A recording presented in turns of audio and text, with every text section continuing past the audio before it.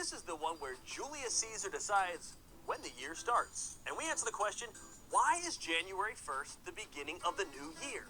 For that, we've got to go all the way back to the Roman Empire.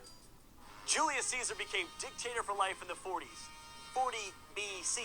We're in a whole different time code now. As dictator for life, Caesar put in numerous reforms. Most were aimed at helping the Roman Empire and the Roman government to run more smoothly. So, what needed to run more smoothly, you might ask? How about time? The Roman calendar was completely messed up. At the time, it followed a lunar calendar, you know, a moon calendar. And because of that, the Roman seasons didn't exactly line up. You had winter in July, spring and summer in November, and it changed from year to year. Not to mention, politicians would add days or even weeks to years just to lengthen their terms of office. Could you imagine that? What a loophole! How about a never-ending presidency? It's good to know that even in Roman times, political corruption was alive and well. So Julius Caesar sat down with an astronomer named Sosigenes.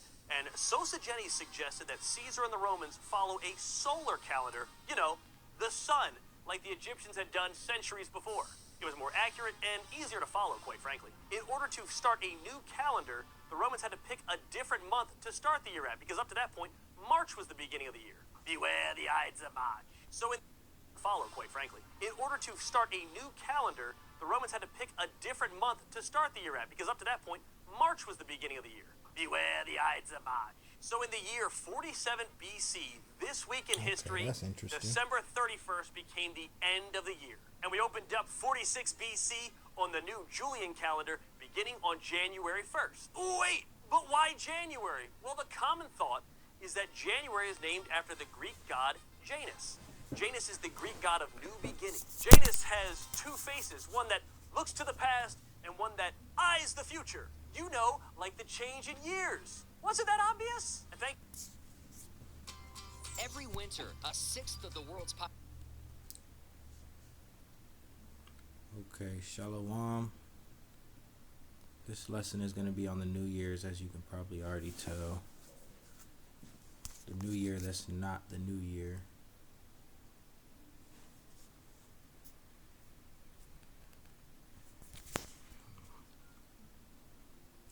The New Year that's not the New Year.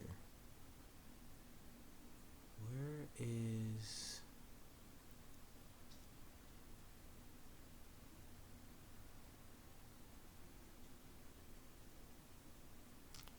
Okay.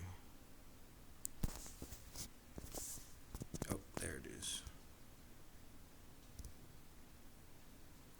Alright. So this lesson is going to be on the New Year, which we know isn't the New Year.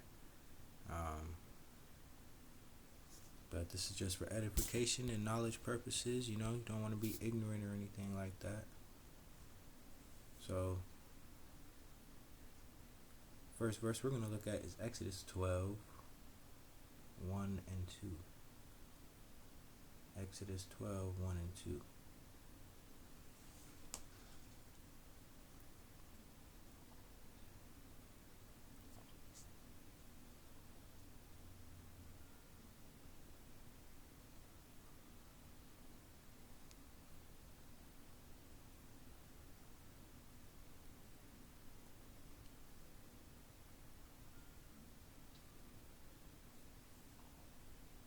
Exodus 12. And the Lord spake unto Moses and Aaron in the land of Egypt, saying, This month shall be unto you the beginning of months. It shall be the first month of the year to you. Okay, so this month shall be the beginning of months. It shall be the first month of the year to you. We know that the month that this is talking about is the same month as the Passover. Okay? The same month as the Passover. If we go to Exodus 13,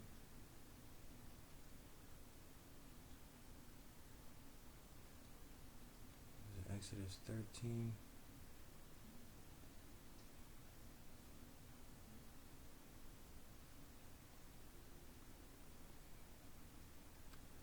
Now, for whatever reason, I just can't.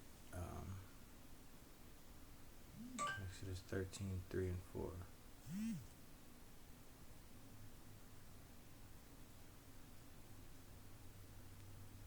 this day in which ye came out of Egypt, out of the land of the house of bondage. For by strength of hand and the Lord brought you out from this place. There shall no leavened bread be eaten. This day came ye out in the month Abib. So that month Abib is the same month that we came out of Egypt in the Passover. That's the same month that the Most High told our forefathers, Moses and Aaron, that this month shall be unto you the beginning of months, and it shall be the first month of the year to you. That's the month of Abib. Okay? Now, you heard in the video,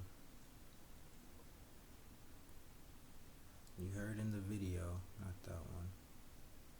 Happy New Year! This is the one where Julius Caesar decides when the year starts. And we answer the question, why is January 1st the start the year at? Because up to that point, March was the beginning of the year. Beware the Ides of March. So in the year 47 where he says March to start is a the new beginning calendar, of the year. the Romans had to pick a different month to start the year at, because up to that point, March was the beginning of the year.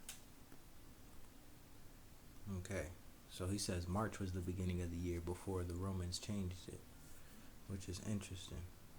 If you go to Google,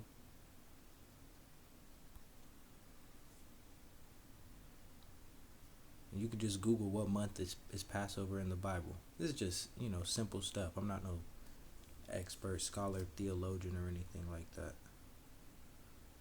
But this is stuff that anybody can do. Now, this is according to the Jews. Passover begins with the 15th and ends with the 21st. We're outside of Israel and among Reformed Jews, the 22nd day of the month Nisan, and it says March or April. Oh, I did not mean to click on that. Man, I didn't mean to click on that. Okay. Always occurs in the Hebrew month of Nisan. The answer to your question is that Passover occurs in the month Abib or Nisan, which is in the March-April time frame. The Passover and other biblical passages in the first month on the 14th day at dusk is the Lord's Passover. Passover begins nightfall, April 8th, ends on April 16th, the Jewish holiday. Okay. Passover starts on the 15th day of Nisan in the Hebrew calendar, lasts for 7 or 8 days, usually in April, okay? It celebrates the liberation of the Israelites, alright? We know that. But what's interesting is that there's a consensus as to when this month starts, which is around March or April. March or April is corresponding to that month of Abib, and I'm going to go to the blue letter and show you also. I just really don't like how long this stuff takes to to load up for me. Strong's H24 Aviv. Alright, root word from unknown used root. Outline of biblical usage. 1. Fresh, young barley ears, barley. 2. Month of ear forming, of greening of crop, of growing green Aviv. Month of Exodus and Passover, March or April. That's when our new year is, as per Exodus 12:1 and 2. That starts the beginning of the year for us. The month of Aviv, which isn't January, February. You see what I'm saying? It's not March and it's not April. It's the month of Aviv. We just have to correspond that to the months that we're familiar with. Why? Because we have pagan months as well as pagan holidays. Okay? We got pagan months as well as pagan holidays, which is why January is corresponding to Janus.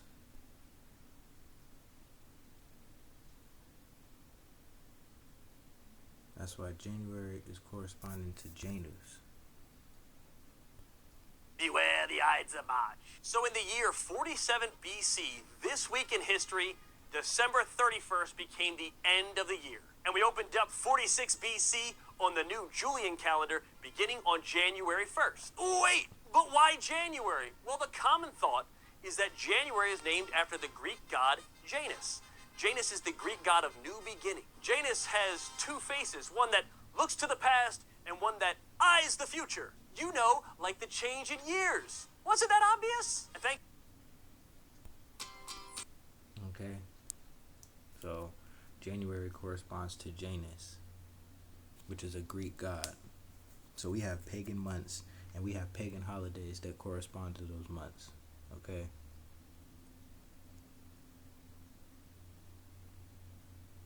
But obviously we know we're not supposed to be like the heathen. You know, we're not supposed to envy the heathen or things of that nature. We're gonna bring out all those scripts. We're gonna bring out all those scripts. This is an article from earthsky.org. Why does the new year begin on January 1? Alright. It says, our celebration of New Year's Day on January 1st is a human-made creation. It is not precisely fixed by any natural or seasonal marker.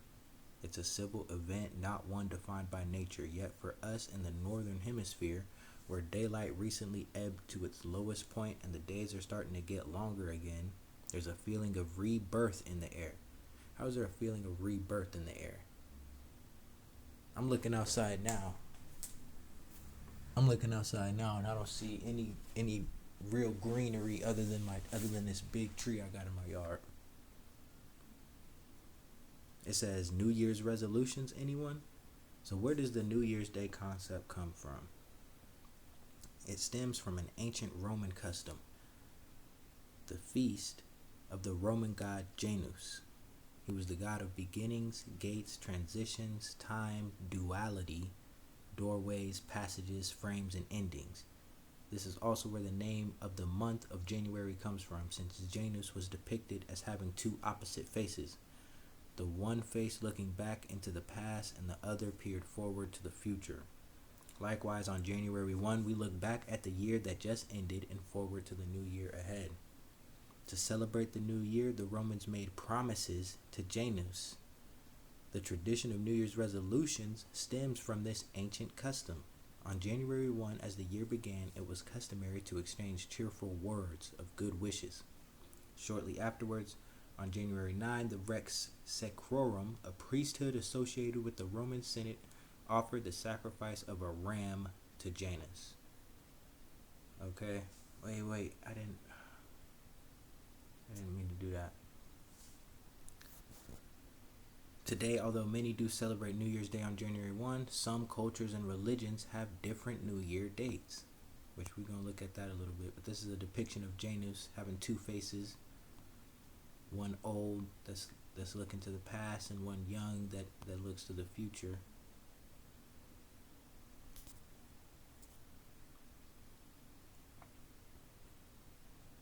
Okay. Now this says Rosh Hashanah, the Jewish New Year.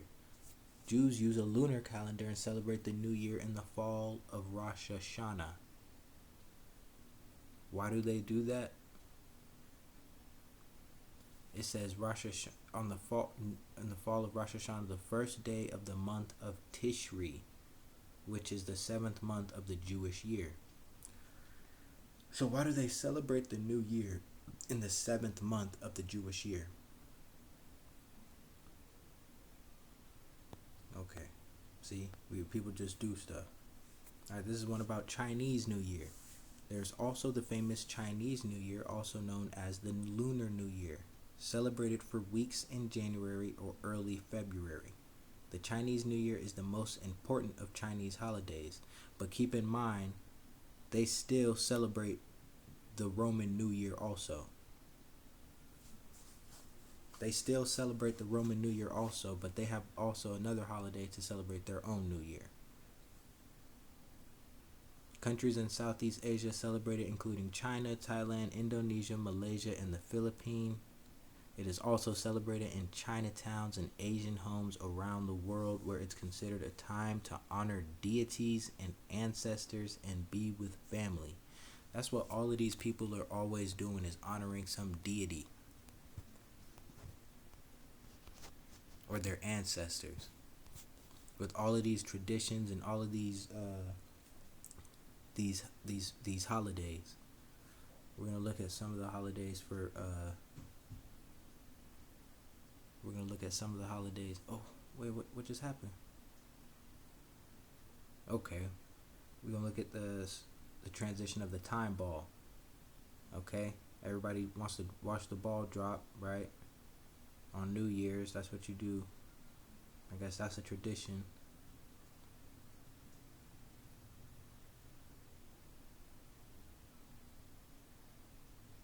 So, this time ball was originally used for sailors to know what time it was. So it says, time balls were first used in England. Ships' navigators needed to know the time to plot their longitude, their east-west position on the globe.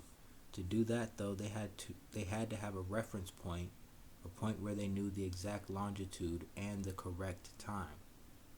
So a young officer in the Royal Navy suggested a time ball. The ball would drop from a high point at a specific time. The navigators aboard ship could observe the drop by telescope and use the time to set their chronometers. The first time ball was in Portsmouth in 1829. Additional time ball was set up atop the Royal Observatory at Greenwich in 1833. The ball was dropped at precisely 1 p.m. and still operates today, keeping time for all to see. That's what they use the time ball for. Okay? Not to signify the new year, but that's what it's used for now. Okay, this is celebratory gunfire. Because I know if you...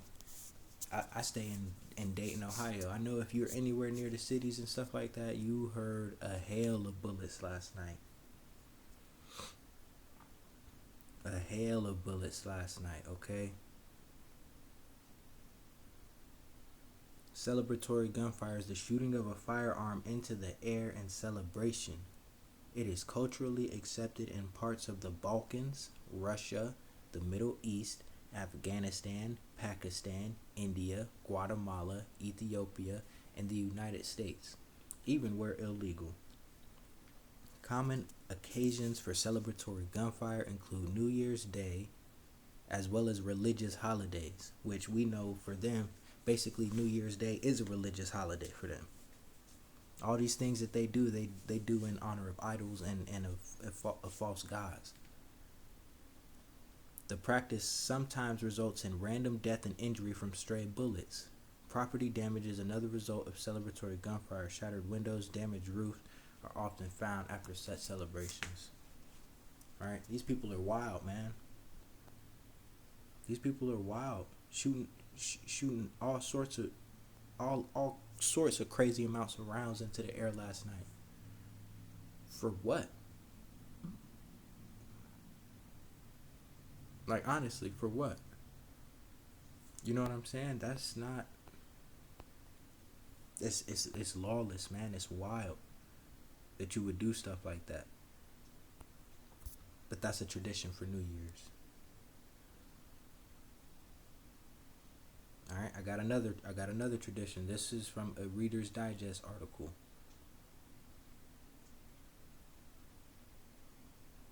Why do we kiss at midnight on New Year's Eve?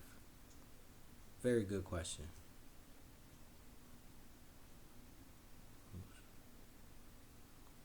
Before you plan a New Year's kiss on someone, learn the murky origins of this questionable tradition.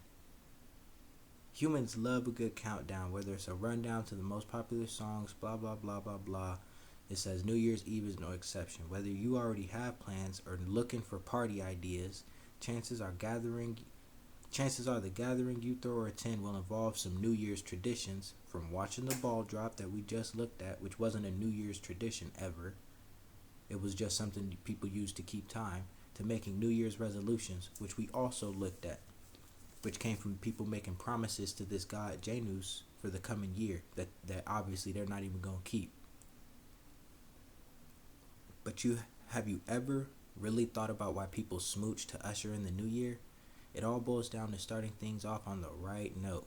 Sure, you could eat pork and sauerkraut on New Year's Day in hopes of having good luck. How would that bring you good luck? When we're not supposed to eat, we're not supposed to. Okay. But many people prefer this sweeter tradition. Although preference isn't enough, you also need consent from both parties. We spoke with experts in history, folklore, and kissing to find out the origins of this New Year's Eve staple. Okay, this says here that though the precise origins of puckering up on the second a new year begins are unknown, the custom is often traced back to two winter festivals, Saturnalia in ancient Rome, where we already looked at. That's where the new year. That's where January 1 New Year comes from. Okay, and Hogmanay, the Viking tradition, still celebrated on New Year's in Scotland. Okay, these people still celebrating their traditions. These aren't any of our traditions that y'all celebrating year after year after year. Okay, Saturnalia was held annually during the winter solstice, and because it was the biggest party of the year, naturally it involved public drunkenness. Somehow that morphed into the assumption that kissing was involved because Saturnalia was held between December 17th and 23rd. Okay, experts believe that's how the New Year's kiss got its start. Now, according to Christina Fitzgerald, one of the earliest literary mentions of a New Year's kiss goes back to the Middle Ages. One passage takes place on New Year's Day and refers to a holiday game in which the ladies who lost the game must give something to the men and suggest that they do so happily. So you can do the math on that. Apart from following customs with dubious origins, what's the reasoning behind giving someone a New Year's kiss? The kiss is part of both English and German folklore, which indicate that whoever a person is with at midnight pretends what kind of luck they will have for the rest of the year. Okay, so it comes from German and English folklore. Alright, how did it get to America? It says that it was likely German immigrants who brought this aspect of their folklore to the United States, though it's unclear when exactly that took place. Right? So certain stuff, man, these are traditions that that these people have had forever that they still continue to do. You know what I'm saying? That they still continue to do. Now, the other article I wanted to look at, this is about Janus.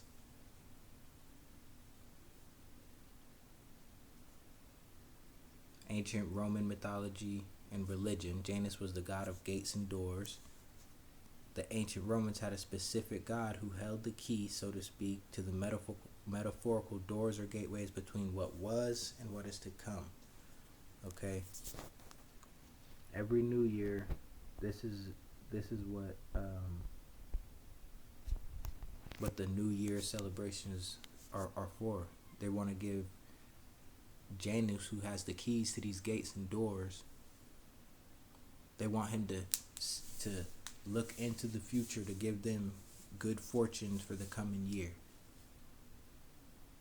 Very, very weird stuff, man. And this is who January is named after.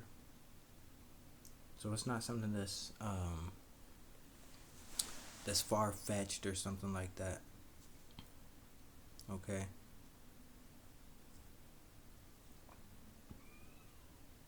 Now we're gonna look at a couple verses. So we got January is Janus, we got that, and we're gonna go to Exodus 34:14 through 15. Exodus 34:14 through 15.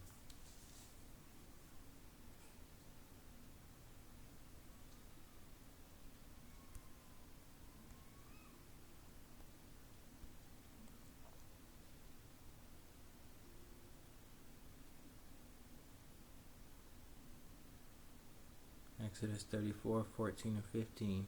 For thou shalt worship no other God, for the Lord whose name is jealous is a jealous God.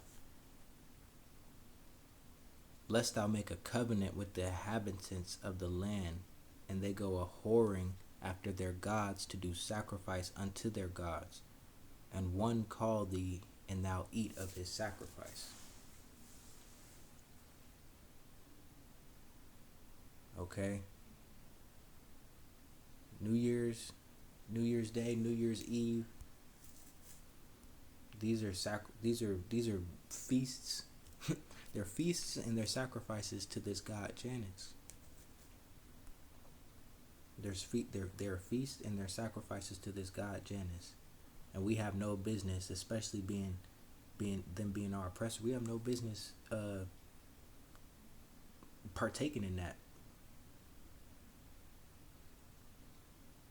1 Corinthians 10. We're gonna go to 1 Corinthians 10:18 first, before I go to the next one. We have no business partaking in any of that. None of that. None of that stuff has anything to do with us. 1 Corinthians 10:18. Behold, Israel after the flesh. Are not they which eat of the sacrifices partakers of the altar? Oh well, you just gonna do a little New Year's kiss, or have a little New Year's champagne, or have a little New Year. Nah. Are not they which eat of the sacrifices partakers of the altar? What say I then, that the idol is anything, or that which is offered in sacrifice to idols is anything? But I say that the things which the Gentiles sacrifice, they sacrifice to devils, and not to our power. And I would not that ye should have fellowship with devils. You cannot drink the cup of the Lord and the cup of devils. You cannot be partakers of the Lord's table and of the table of devils. Do we provoke the Lord to jealousy? Are we stronger than he?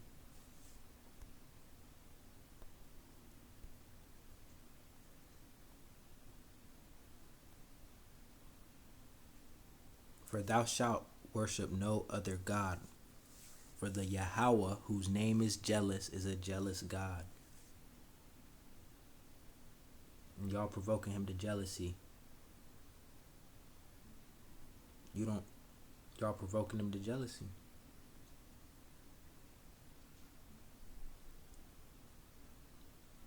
Now, you know that you were Gentiles, carried away unto these dumb idols, even as you were led. Okay? Even as you were led. Shoot, I know y'all have been scattered all over everywhere. And you've been led to worship these dumb idols that all these nations worship. That's precisely why we have to come out of her, my people. That's precisely why we have to be separate and be holy. We're not to be like any of these other nations. We're going to go to Jeremiah 51, 5 and 6.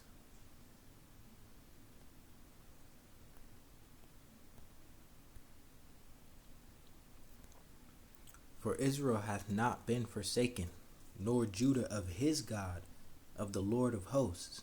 Your God isn't Janus. I'm going to tell you right now, your God isn't Janus, your God isn't Saturn, your God isn't Jupiter.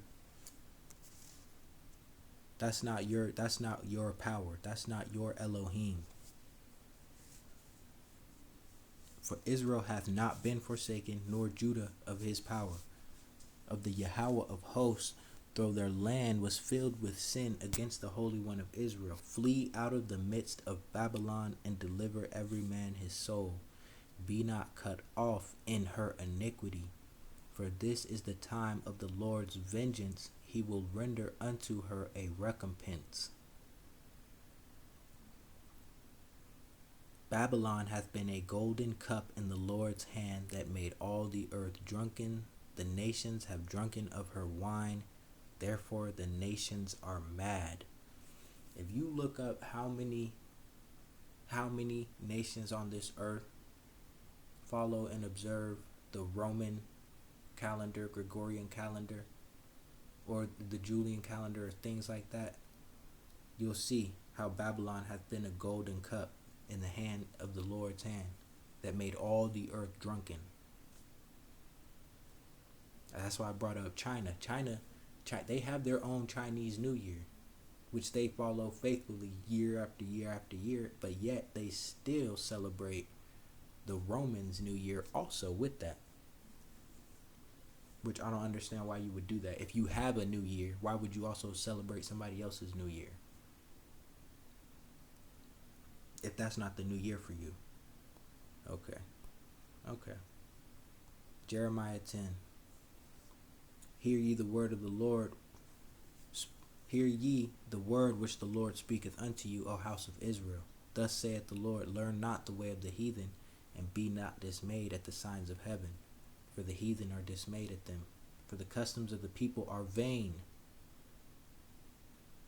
One cutteth the tree out of the forest, the work of the hands of the workmen with the axe. Now that's talking about cutting a tree out the forest. I can also say that the custom of New Year's celebration is a vain custom. That's a vain custom. That's a vain custom. You're making promises to false idols. You kissing at midnight. You shooting guns off in the air. That's vain. Like, what is that? For a date, for a New Year's date that has been changed multiple times throughout history, that's not even an actual date of the new year. Yeah, man. Come on now. We don't be thinking, man. The next verse, Revelation 18, 3-4. Gosh. Revelations 18, 3-4. For all nations have drunk of the wine of the wrath of her fornication, and the kings of the earth have committed fornication with her, and the merchants of the earth are waxed rich through the abundance of her delicacies. And I heard another voice from heaven, saying, Come out of her, my people, that ye be not partakers of her sins, and that ye receive not of her plagues. And you know, I'm saying the same thing. Come out of her, my people. His people are my people too. We gotta come out of her. We gotta come out of her, especially, man. I'm telling you, this place is headed for destruction, and we gotta leave this all in the rearview mirror. Oh my goodness, man! I'm trying to just click on the next verse I want to go to. Proverbs 3:31.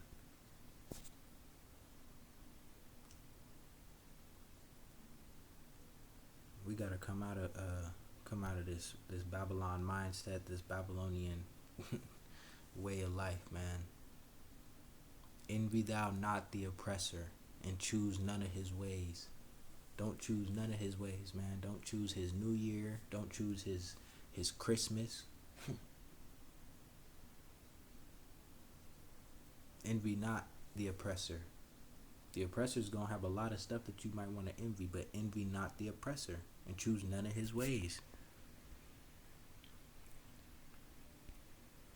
You know what I'm saying? These are vain customs, man. That's all rooted, and it's crazy that it's so deeply rooted in worship of false idols, man. Worship of false gods. Somebody didn't just say, "Oh, maybe we should have New Year's on January 1st," just because. They said, "No, let's have New Year's on January 1st because we named January after the god of after Janus, who is for beginnings and ends. So we should have the New Year in January because he's the god of the new beginnings. So we should make sacrifices to this god at the beginning of this new year that we just determined was the new year." Like, come on, man. How do you determine when the new year is but dedicate that to a god?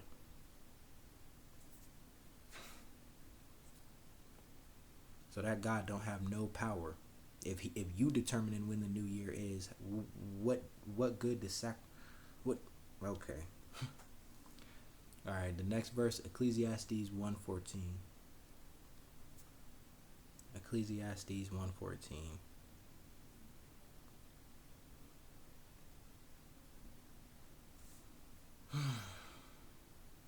I have seen all the works that are done under the sun, and behold, all is vanity and vexation in spirit.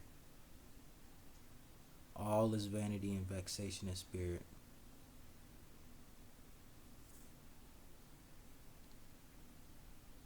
All is vanity and vexation of spirit.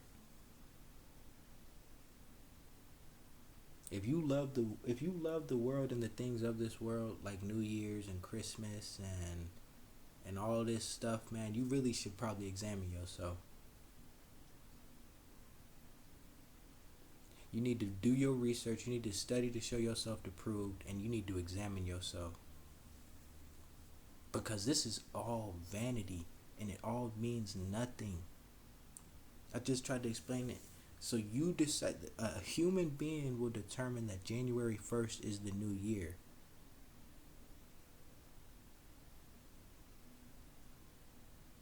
But then we'll dedicate that to a god. It's like the human has the power over the god, because you made the god. How is in, man? It's so backwards. It's so backwards, man.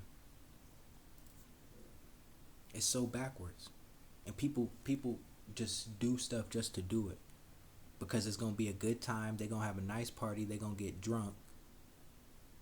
They're gonna be with all their family and friends. But it's all vanity. It don't even mean nothing. And it's not even the new year.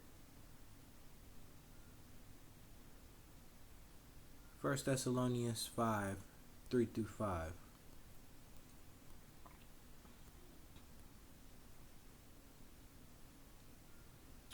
For when they shall say peace and safety, then sudden destruction cometh upon them, as travail upon a woman with child, and they will not escape. But ye, brethren, are not in the darkness, that that day should overtake you as a thief. Ye are all the children of light and the children of the day. We are not of the night, nor of darkness.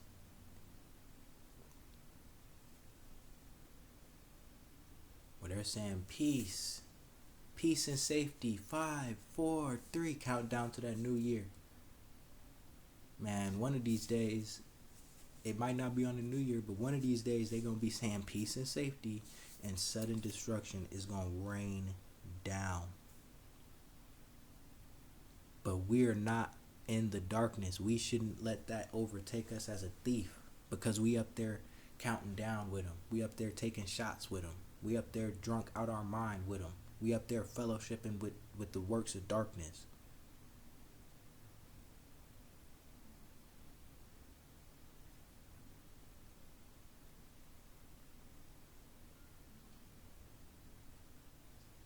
You see what I'm saying? They sacrificing stuff to devils and to idols, and we can't partake of their cup and partake of the Most High's cup. Period. Verse 7, For they that sleep in the night, and they that be drunken are drunken in the night. But let us who are of the day be sober, putting on the breastplate of faith and love, and for an helmet the hope of salvation. We're not hoping for a new year to make New Year's, or resolutions. We're not hoping for a new year to get more prosperity and more wealth and stuff like that in this world.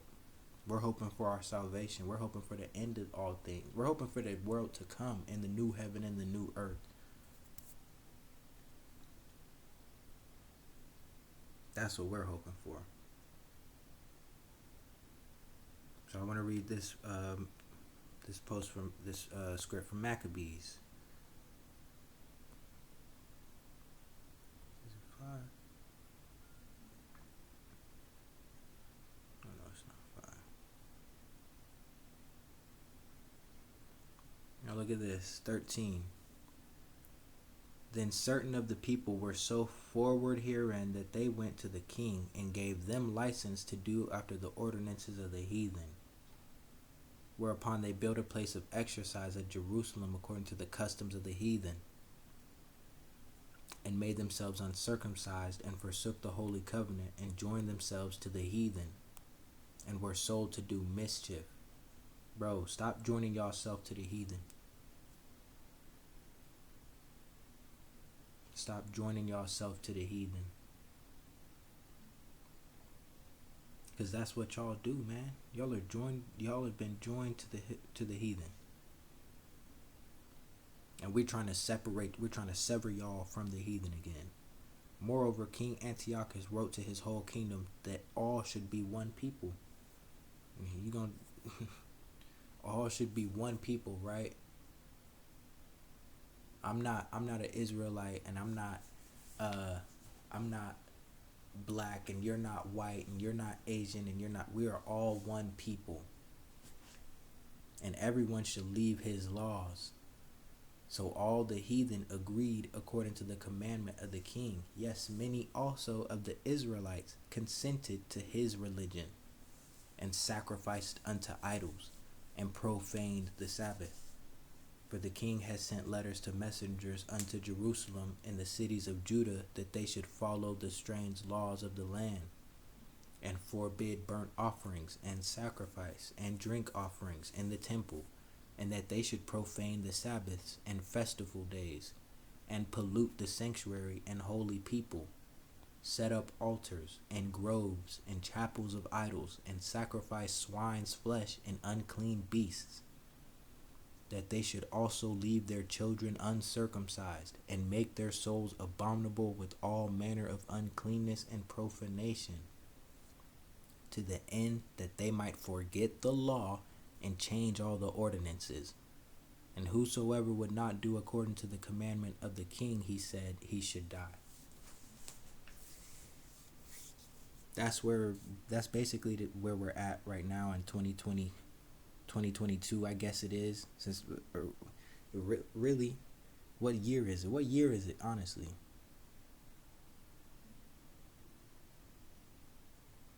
But that's where we at. That's the state of affairs we're at right now.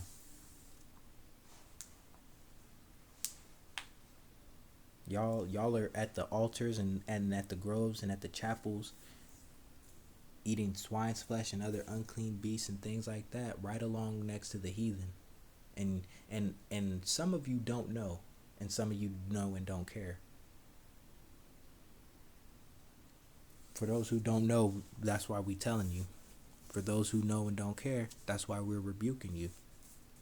And whatever you do after that, you do after that. But we're bringing out, the truth. The truth of the matter is that this is a pagan holiday, designed and sacrificed to the Greek/Roman god Janus. That's the fact.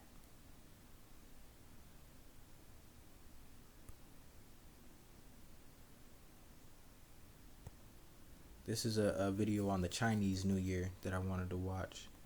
Every winter, that I just a found sixth of the interesting. world's population, including more than 1 billion Chinese citizens, celebrate Chinese New Year. The 15-day festival, also known as Lunar New Year or the Spring Festival, kicks off on the second new moon after the winter solstice, or according to the Gregorian calendar, in use since the 16th century, sometime between January 21st and February 19th. But Chinese New Year goes back a lot further than the 16th century. It's based on the ancient Chinese calendar, which existed as early as the 14th century BC. Even though China adopted the Western calendar in 1912 and began... Why would you adopt a Western calendar when you've had a calendar that's been in your culture and your nation since the 14th century BC? Marking January 1st as the official start of the year, Chinese New Year remains the country's most important social and economic holiday. Over the centuries, holiday festivities have spread far beyond China and now take place all over the world. In fact, the biggest celebration outside of China takes place in the United States, San Francisco to be exact. The U.S. is an amalgamation of everything of all these nations being drunk with the wine of Babylon. Since the gold rush in the 1840s and 50s brought an influx of Chinese immigrant workers to Northern California, the city has held a massive parade for Chinese New Year. According to Chinese tradition, each year is named for one of the 12 animals associated with the Chinese zodiac. What do you think, just being in the truth and, having an understanding of stuff, what do you think the 12 signs of the zodiac truly represent? Not the animals or things like that, but what do you think the 12 zodiacs, what do you think that represents? Two of those animals, the dragon and the rabbit, are particularly important to Chinese New Year. You'll see dragons everywhere because the Chinese are said to have descended from the mythical creature. Isn't a dragon a type of serpent or snake or something like that? And on the 15th day of the New Year, known as the Festival of Lanterns, many people display paper lanterns in the shape of rabbits. These symbolize a Chinese goddess named Chang'e, who is said to have brought a rabbit along with her when she jumped on the moon. To prepare for Chinese New Year, lots of people clean out their houses to rid them of ghosts and bad luck associated with the old year. They might get a new haircut and clothes, settle disagreements, or pay off debts in order to start the year fresh. In this way, the Chinese New Year customs resemble the Western custom of New Year's resolutions. In the late night hours of Chinese New Year's Eve, many families make dumplings together. This food is said to bring good fortune to the household. Long noodles are also a traditional Chinese New Year's dish. But if you want to live a long life, never cut the noodles while eating them.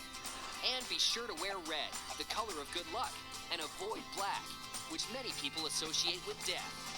Whether they are superstitions or resolutions, while eating Listen them. to what he just said And right be here. sure to wear red, the color of good luck, and avoid black, which many people associate with death. Whether they are superstitions or resolutions, one thing's for Avoid black. Many people associate that with death.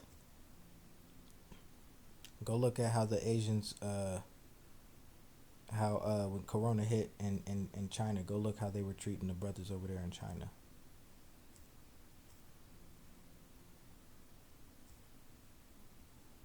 You know.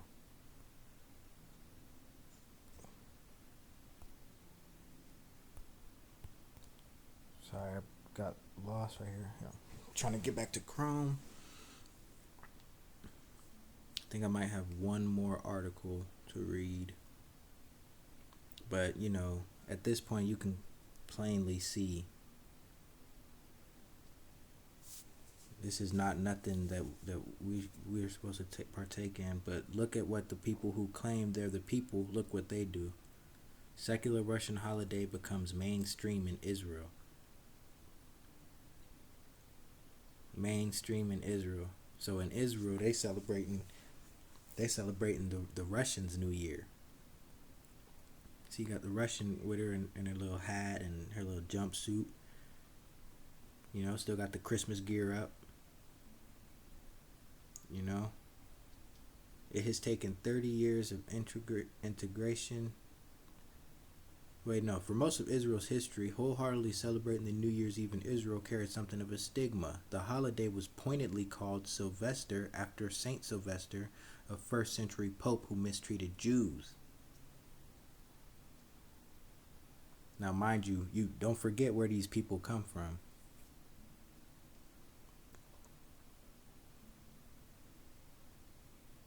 Sylvester, New Year's Eve in Germany. New Year's Eve customs in Germany are about this pope called Saint Sylvester.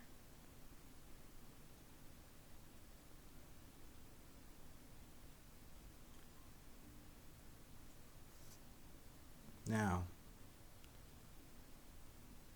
we don't know when he was born, but Sylvester I was pope from 314 until he died in Rome on December 31st, 335. Legend says that Pope Sylvester cured Emperor Constantine I of leprosy after converting him to Christianity. Okay, so he died December 31st, and then remarkably, December 31st, New Year's Eve, is called Sylvester, or Sylvester Rabend. This is Saint Sylvester's feast day in the Catholic Church, which correlates to New Year's Eve, interestingly enough. But honestly, brothers and sisters, this is something that's by now we know all these holidays are pagan and not for so it's just a matter of continue to study and do the research, you know what I mean? Continue to study and do the research. Let the Spirit guide you into all truth. So I hope that was edifying.